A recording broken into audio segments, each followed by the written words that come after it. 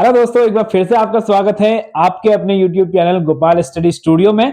दोस्तों, last video में हमने बात करी थी बॉल बेयरिंग्स के बारे में और आज हम बात करने वाले हैं सिलेंड्रिकल रोलर बेयरिंग्स के बारे में। तो दोस्तों, नॉर्मली सिलेंड्रिकल रोलर बेयरिंग्स में कई टाइप्स के रोलर आते हैं, जैसे कि taper roller, spherical roller, asymmetric spherical roller और निडल रोलर बेयरिंग। तो अगर कोई भी कंफ्यूजन इन बेयरिंग्स के अंदर आपको है तो आप कमेंट कर सकते हैं। तो अंत तक वीडियो को जरूर देखिएगा। मैं आशा करता हूं कि जरूर आप इस वीडियो से कुछ या नया सीखेंगे। जैसे कि हमें पता है दोस्तों, हमारे पास दो टाइप की रोलिंग बेयरिंग होती है। पहला होता है बॉल बेयरिंग, जो कि हमने लास्ट वीडियो में कवर कर लिया था। अब हम आज बताने वाले हैं आपको रोलर बेयरिंग के बारे में। तो दोस्तों, रोलर बेयरिंग की बात करें तो रोलर बेयरिंग में रोलर के बेस्ड अपॉन रोलर के हिसाब से हमारे जो बेयरिंग के नाम है अलग अलग हो जाते हैं। तो दोस्तों, आज जो हम कवर करने वाले हैं वो डिफरेंट टाइप की रोलर बेयरिंग कवर करेंगे। जैसे कि जिसमें रोलर का शेप हो सकता है स्पेरिकल हो, जो कि सिमेट्रिक मिलेगा आपको, असिमेट्रिक स्पेरिकल मिलेगा। सिमेट्रिक और असिमेट्रिक इसलिए बोल रहे हैं क्योंकि सिमेट्रिक क्या होता है कि सेंटर लाइन से बिल्कुल दोनों तरफ आपको बराबर शेप दिख रही होगी यहाँ पे। लेकिन असिमेट्रिक में आपको सेंटर लाइन से सेंटर के आप देखेंगे इस तरीके से वर्टिकल अगर मैं सेंटर कर दूं तो यहाँ पे आपको अलग शेप, यहाँ को आपको अलग शेप मिल रही होगी। तो ये असिमेट्रिक इसलिए स्पेरिकल इसलिए है क्योंकि ये देखिए आपको कर्व दिख रहा होगा यहाँ पे, इसलिए इसको स्पेरिकल रोलर बोल रहे हैं। फिर आता है सिलेंड्रिकल रोलर। ये देखिए यहाँ पे डी हो गया इसका डायमीटर और ये लेंथ। तो इस तरीके से कॉन्टैक्ट एरिया बनता है। सिलेंड्रिकल का आपको शेप दिख रहा होगा, सिलेंडर भी इसी तरीके से होता है। अगर मैं इसको नॉर्मली ऐसे देखूं तो इस तरीके से ये रोलर होगा। फिर आता है निडल रोलर में क्या होता है, डायमीटर आपका कम हो जाता है, क्रॉस सेक्शन कम हो जाता है, ये वाला एरिया, और लेंथ आपकी बढ़ जाती है विद रिस्पेक्ट टू डायमीटर। तो यहाँ पे ये जैसे सुई बोलते हैं ना, निडल वो पतली होती है, तो उस तरीके से ये रोलर्स भी काफी पतले होते हैं कंपेयर टू सिलेंडर रोलर। बाद आते हैं टेपर रोलर बियरिंग। जैसे कि taper roller bearing ball screw में मोस्टली दो तरीके की बियरिंग बहुत ज्यादा यूज की जाती है, एंगुलर कॉन्टैक्ट और दूसरा है टेपर रोलर। तो रोलर बियरिंग में taper roller is the most used bearing in the industry. अब मैं बात करता हूँ दोस्तों, सिलेंडर रोलर और निडल रोलर में क्या फर्क होता है।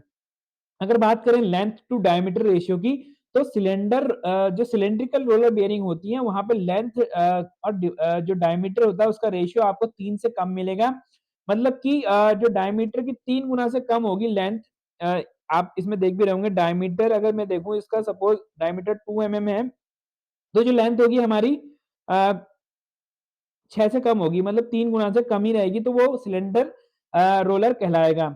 अगर मैं निडल रोलर की बात करूँ तो वहाँ पे एल बाय डी का जो रेशियो होगा वो 3 या 3 से ज़्यादा होगा। जैसे कि यहाँ पे 3 to 10 मैं आपको दिखा रहा हूँ, तो यहाँ पे आपको दिख रहा है डायमीटर के कंपेयर में लेंथ काफ़ी आपको ज़्यादा मिलेगी, तो उसको हम निडल रोलर बेयरिंग बोलते हैं। तो ये बेसिक डिफरेंस है दोनों के अंदर।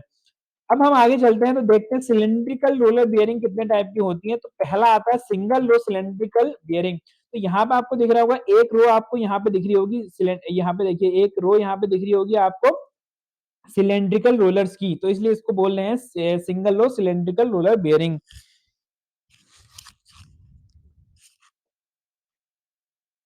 फिर आता है high capacity cylindrical roller bearing. इसको हम हाई कैपेसिटी इसको इसलिए बोल रहे हैं दोस्तों, यहाँ पे अगर आप इस बेयरिंग को आप देख रहे होंगे तो यहाँ पे आपको नंबर ऑफ रोलर्स काफी ज्यादा मिल रहे हैं। दूसरी बेयरिंग के अंदर नंबर ऑफ रोलर आपको ज्यादा मिलने से क्या होगा, यहाँ पे कॉन्टेक्ट एरिया बढ़ेगा बेयरिंग में, और कॉन्टेक्ट एरिया बढ़ने से रिजिडिटी मिलेगी, स्टिफनेस मिलेगी, और वो लोड भी ज्यादा ले सकती है।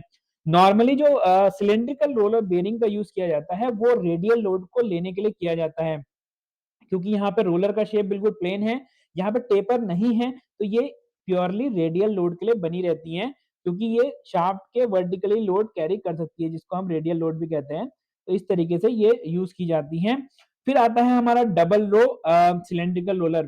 तो देखिए डबल रो में क्या है, डबल रो में आपको 2 लेयर मिल जा रही है, यहाँ पे 2 रो मिल जा रही है। देखिए एक रो ये इस तरीके की बननी है, दूसरी रो इस तरीके की होंगी, तो यहाँ पे 2 रो मिल जाती है हमें सिलेंड्रिकल शेप की, तो इसलिए इसको बोल दिया डबल रो सिलेंड्रिकल। तो यहाँ पे क्या होगा, 2 रो होने से हमारा जो नंबर ऑफ सिलेंडर्स बढ़ गए हैं, नंबर ऑफ सिलेंडर्स बढ़ने से हमारा जो लोड कैरिंग कैपेसिटी बढ़ेगी, रिजिडिटी भी अच्छी होगी। फिर आती है देखिए हमें फोर रो। तो यहाँ पे सेम उसी कॉन्सेप्ट में चल रहा है, यहाँ पे 2 की बदले 4 हो गई हैं, 1 2 3 4, तो इस तरीके से 4 रो हमारी बन रही है रोलर्स की। तो ये और ज्यादा लोडिंग कैपेसिटी जहाँ पे और ज्यादा चाहिए कंपेयर टू 2 रो, तो वहां पे इसको यूज कर सकते हैं।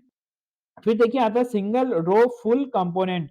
तो यहाँ पे आपको दिख रहा होगा, देखिए अगर मैं कंपेयर करूँ 4 रो से, तो यहाँ पे आपको देखिए बीच में आपको दिख रहा है, देखिए केज में बेयरिंग लगी तो यहाँ पे आपको दिख रहा होगा दोस्तों, देखिए केज में रोलर्स लगे हुए हैं। तो केज में रोलर लगने से देखिए नंबर ऑफ रोलर यहाँ पे कम हो जाता है, क्योंकि यहाँ पे केज भी कुछ स्पेस घेर लेता है। लेकिन यहाँ पे अगर इस बेयरिंग को आप देखेंगे तो यहाँ पे आपको केज नहीं दिखेगा, और जो रोलर्स हैं वो खचाखच एक दूसरे से लगे हुए हैं। तो इसके कारण क्या होता है, इसमें इसको इसीलिए फुल कंपोनेंट बोलते हैं, क्योंकि यहाँ पे पूरा का पूरा रोलर्स ही पूरा स्पेस कवर करते हैं, और रोलर ज्यादा होने की वजह से यहाँ पे लोड कैरिंग कैपेसिटी बढ़ती है। अगर मैं डबल लो की बात करूँ तो यहाँ पे सिंगल लो के कंपेयर में यहाँ पे 2 लेयर हो जाएंगी। डबल लो का वहां पे यूज कर सकते हैं जहाँ पे कैपेसिटी हमें और ज्यादा अच्छी चाहिए, लोड कैरिंग कैपेसिटी अच्छी चाहिए, वहां पे डबल लो फुल कंपोनेंट बेयरिंग का यूज कर सकते हैं। तो दोस्तों आशा करता हूं ये वीडियो आपको पसंद आया होगा। मैं आपके लिए आगे भी लेके आऊंगा कुछ और इंटरेस्टिंग बेयरिंग्स के टॉपिक्स। तब तक के लिए इजाजत दीजिए। नमस्कार, जय हिंद, जय भारत। तो इसी के साथ पढ़ेगा इंडिया तो स्किल बनेगा।